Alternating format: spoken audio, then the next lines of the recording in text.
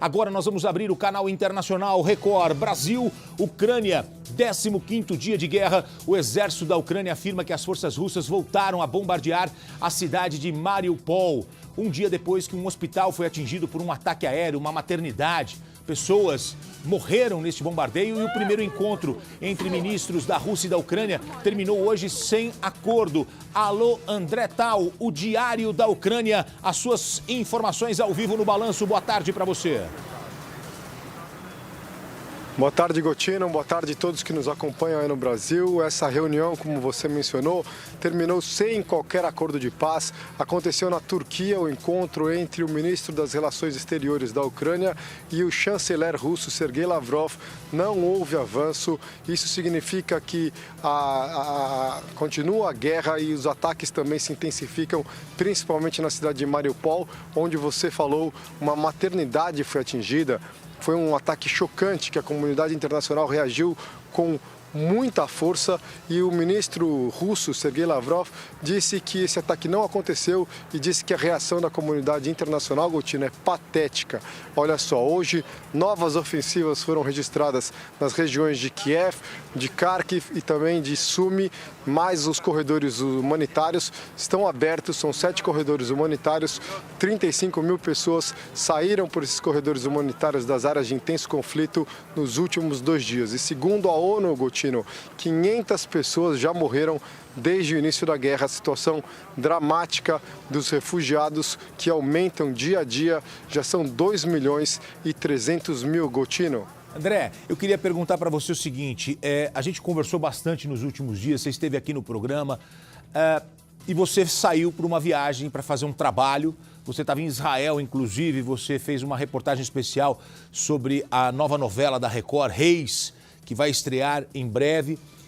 E aí eu queria perguntar o seguinte para você. Você conversa, você tem filhos pequenos, você tem a sua esposa, você conversa com a tua família, você fala, o papai volta em 2 semanas, 3 semanas. Você faz uma projeção na tua cabeça. Qual é a tua projeção hoje? Pelo que você está vivendo aí, conversando com as pessoas, com as autoridades locais, o que você pensa sobre o que acontece na guerra hoje? Você está mais perto de voltar para casa ou você acredita que essa guerra deve se estender por mais dias ou semanas? Nós já estamos mais perto do fim da guerra ou a gente está só no começo e muita coisa ainda vai acontecer dentro desse país, a Ucrânia, aí onde você está?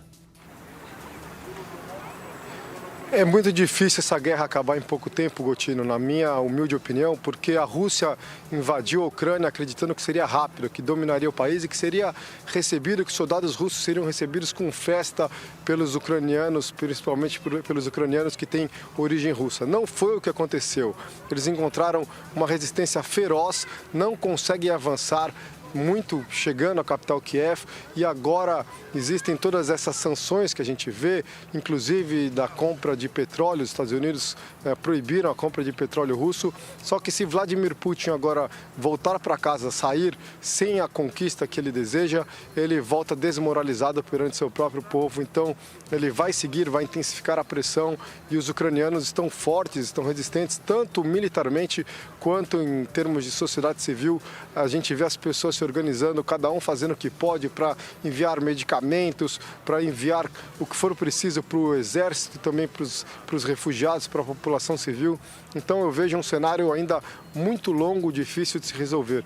E as exigências que a Rússia faz, Gotino, são muito grandes. Ela quer que a Crimeia, que é a província que a Rússia ocupou há 8 anos, seja reconhecida como território russo, que os ucranianos não aceitam, e que 2 províncias separatistas sejam reconhecidas como províncias independentes, além de garantir que a Ucrânia não entre na União Europeia e nem na OTAN.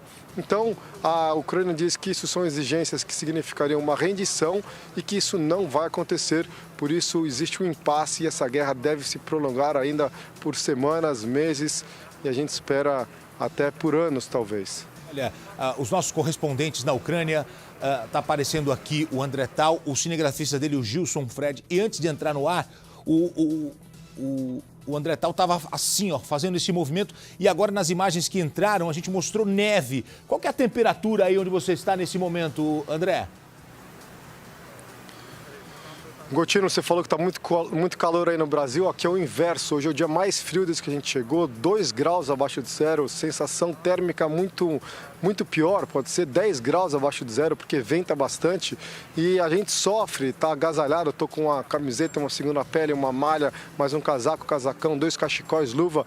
Mas a gente imagina o drama das pessoas fugindo de suas casas com esse frio, com crianças pequenas, com neve, com vento, com chuva, tentando pegar transportes, ônibus, trem, amontoados em estações e muitas vezes nas fronteiras, passando horas à espera ao relento para tentar cruzar para a Polônia.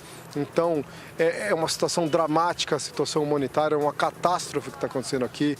É difícil, você disse que eu sou pai, então eu como pai me revolto com tudo isso, porque eu vejo muitas crianças sofrendo, muitas crianças agoniadas. Ontem eu estive na estação de trem de Lviv, que é rota de fuga, e vi o olhar de angústia dessas crianças. Dói o coração, Gotino. É isso aí, André, dói o coração, né? Tem o jornalista, tem o repórter, tem o profissional, mas tem o ser humano, né? O pai, o marido, né? Esse cara incrível que é o André Tal, aí um guerreiro cobrindo essa guerra. André, você volta a qualquer momento, seja sempre bem-vindo aqui no Balanço Geral. Ele sai agora para preparar reportagens especiais para colocar ao longo da programação. O Jornal da Record tem essa cobertura toda especial. Esse é o nosso jeito de fazer televisão e a gente traz, sim, esse lado pessoal, o olhar, né, da pessoa diante da guerra. Como profissional, tem que estar ali, mas tem o olhar pessoal, aquilo que a pessoa está sentindo, está vivendo. Você está trabalhando hoje, fazendo uma cobertura na Avenida Paulista com os nossos problemas locais. Violência, roubo de celular, um monte de coisa. No dia seguinte você está olhando e tem um carro pegando fogo depois de uma explosão com pessoas correndo, tentando sobreviver. Não é fácil. Então o jornalista ele tem que realmente, né, ter esse lado profissional, mas tem esse lado pessoal sem dúvida alguma. Bom, um militar conhecido como o sniper mais letal do mundo anunciou que vai lutar contra as forças russas na Ucrânia. O veterano canadense conhecido como Wally atendeu um chamado das forças ucranianas por voluntários com experiência militar. E ele se junta a uma legião de voluntários estrangeiros e ele já estaria lutando na Ucrânia. Wally, este sniper, disse que o dever o chamava como um bombeiro que ouve a sirene. E ele abandonou o emprego, deixou a família, perdeu o primeiro aniversário do filho para ir para a Ucrânia. O Ali ficou famoso como atirador de elite na guerra do Afeganistão, onde atuou entre 2009 e 2011 pelo exército do Canadá. A lenda diz que o Ali mata inimigos com o seu rifle a várias distâncias e de que uma pessoa ele teria atingido a mais de 3.000 metros. É uma lenda, né?